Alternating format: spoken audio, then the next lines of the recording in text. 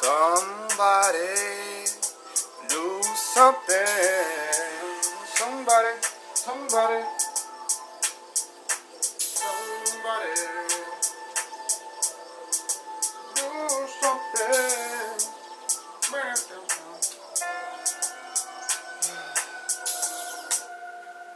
That's just a little ditty I've been working on. Probably heard it before, probably hadn't, probably will in the future. Never done. What's up, fella? Alright, enough playing. I'm delusional. I'm tired. I just got off work at 12 something. Let me see what time it is right now.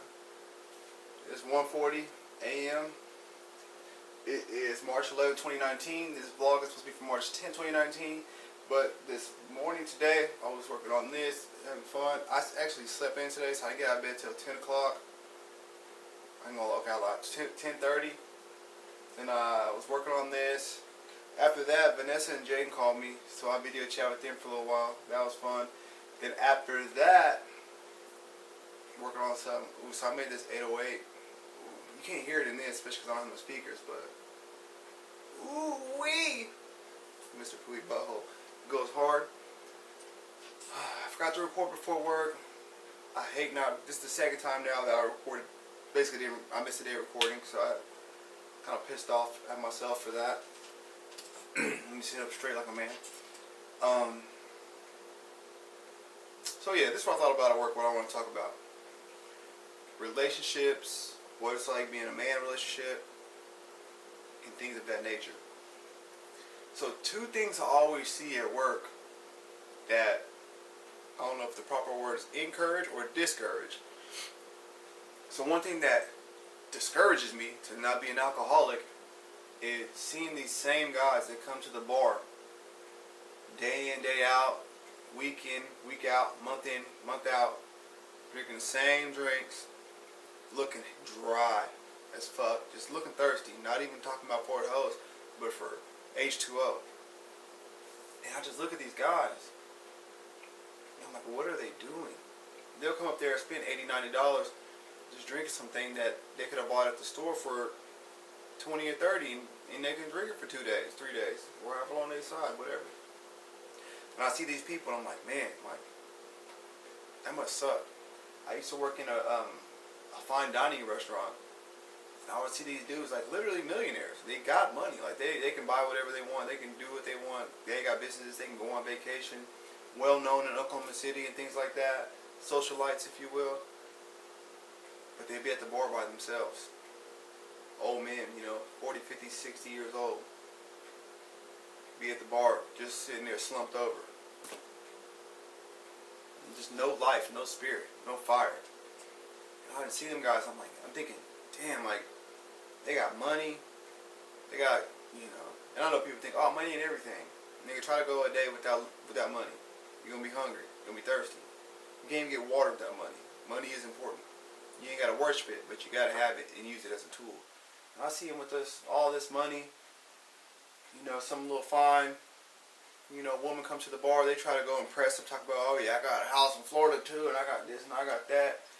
But it's like, damn, but like I just said a moment ago, you ain't got no spirit, you ain't got no soul, no fire in you. Who wants to deal with that? Now, of course, a lot of these women too just want the money too. They just gold diggers, so they try to, everybody using everybody. Dude rich, he tried. So Andre 3000 says in this in one of his verses, Andre 3000 is the best rapper of all time. I'll fight you. That's on the set. And I don't have one. You can pick a set. I'll fight for it and beat you up. Andre 3000 is the best rapper ever. Andre 3000 says,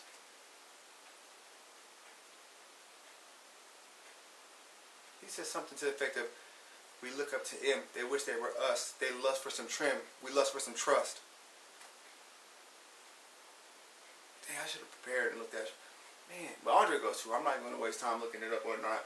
But Andre 3000 talks about how the verse goes. It puts the character in a strip club. He's famous, can get all these females and all that, and how the dudes who ain't famous, who probably got family and wives and shit, they want to get some new cut, trying to hook up some new females. And these dudes who's famous and rich, they want to have, a family to go to and have trust, like.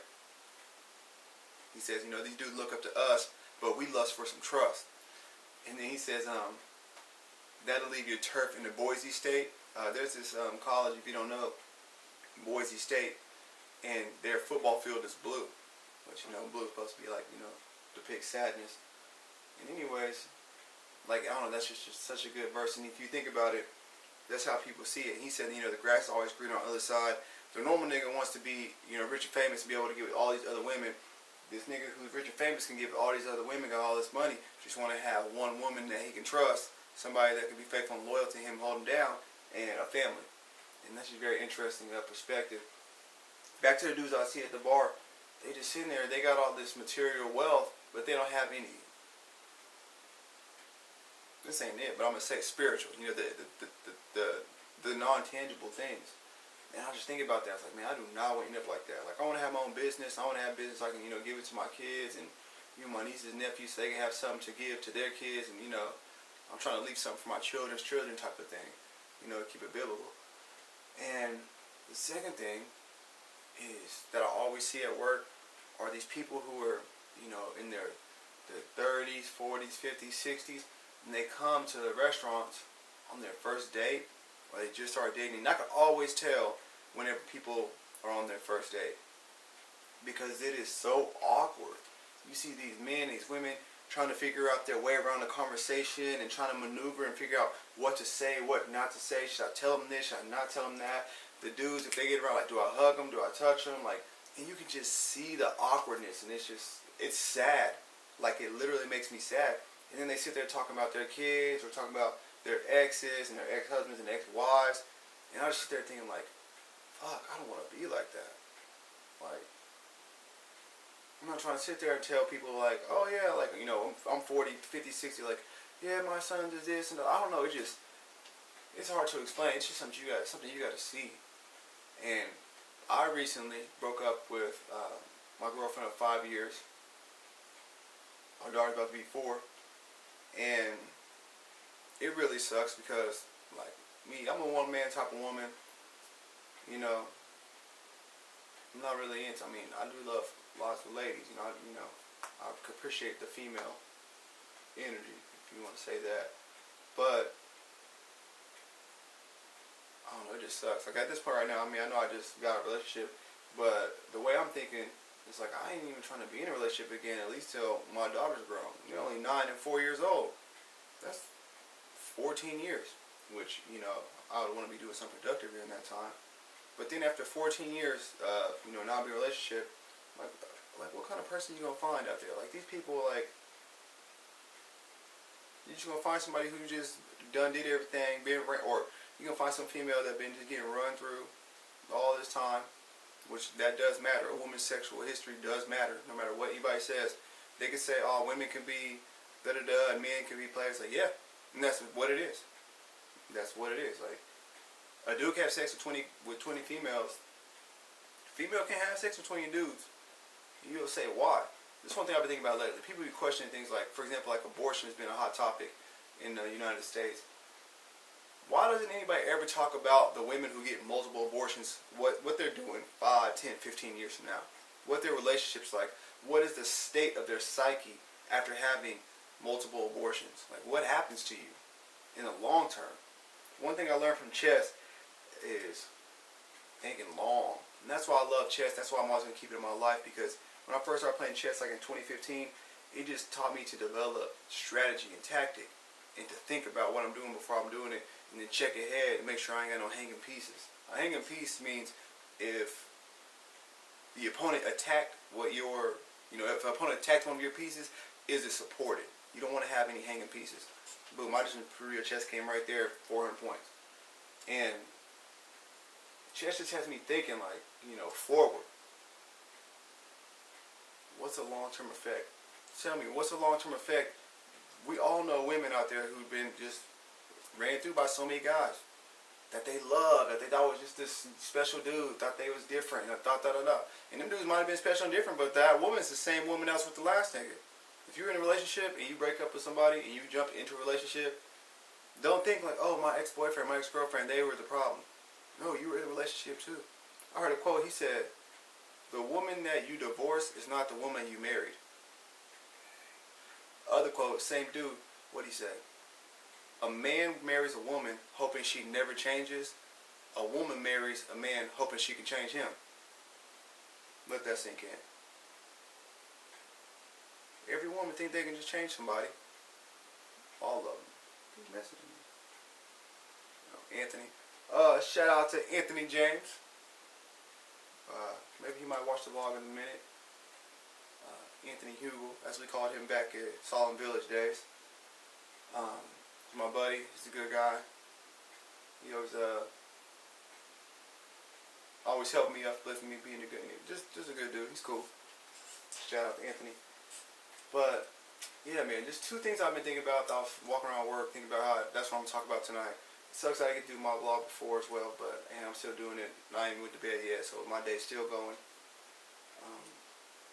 Yeah, I just don't want to be no old dude sitting at the bar drunk, not want to go home because there's nobody there, even though they got this big ass 200-300 square foot house. I don't know how big 200-300 square feet is. I just know that it's a big number. They got these nice cars, but they don't have no human connection. And then also, I don't want to be these people who's, in their late 30s, 40s, 50s, 60s, trying to have this weird relationship with people. And I don't know, man, it's just weird. And like, if I'm being dead honest with you right now, I'm like low-key scared because I feel like I'm going to be alone forever. And I know everybody will be thinking like, oh nigga, you only 28, you sexy as hell, you got your whole life in front of you. But the way I see it, I done slipped up quite a few times. I can't afford to be either repeating mistakes or making new ones that I know I should make. So it's like, damn, I feel like it's crunch time. I can't, I can't get in a relationship, this is why I honestly think, what kind of woman want to be with a man who got 2 kids with 2 different women? Like, really? Think about that. And I know everybody has their own choices and their own opinions, their own thoughts, but it's like I wouldn't want to be with a woman who had two children with 2 different men, just because of back to the sexual history, back to I seen somebody write on YouTube on a comment, if you date a woman that has kids, they don't want to date a woman who has kids because it's like, I can't remember, but something's like you're dating their mistakes, because that's what it is. If you're a woman, you are special. You are a woman is the last thing that God created. The cherry on top. You know what I'm saying? Not only is woman the last thing God created, but they're perfect. And then they bring life. Sometimes I'm a weird person. I think about things, a lot of people don't do that. I watched my youngest child, Hazel, be born. I was 10 feet away and seen it happen. The top 3 most incredible experiences of my life. Just my relationship with God, Jesus Christ. I got just wonderful experiences. Seeing my child being born, seeing a human just come through the portal of life. I would tell you think about that, but if you ain't already thought about it, you ain't gonna think about it now. But it's a person that was not there before, and they're here. It's fantastic, and a woman did that. Awesome, mind blowing to watch. I remember when I was little, my mom always watched stuff on TLC about babies being born. I used to think that was gross. They be showing whoa, But now I'm like, oh my God. Now I don't want to watch your baby be born, only mine. But it's the same thing, so I don't need to see yours. And then, what am I even talking about? I'm talking about women who were born.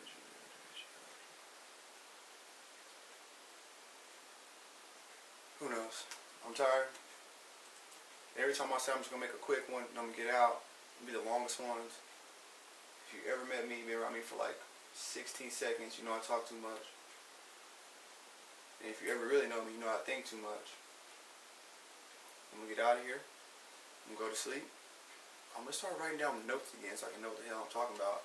But I do like to freestyle. I do like the rawness, the unedited.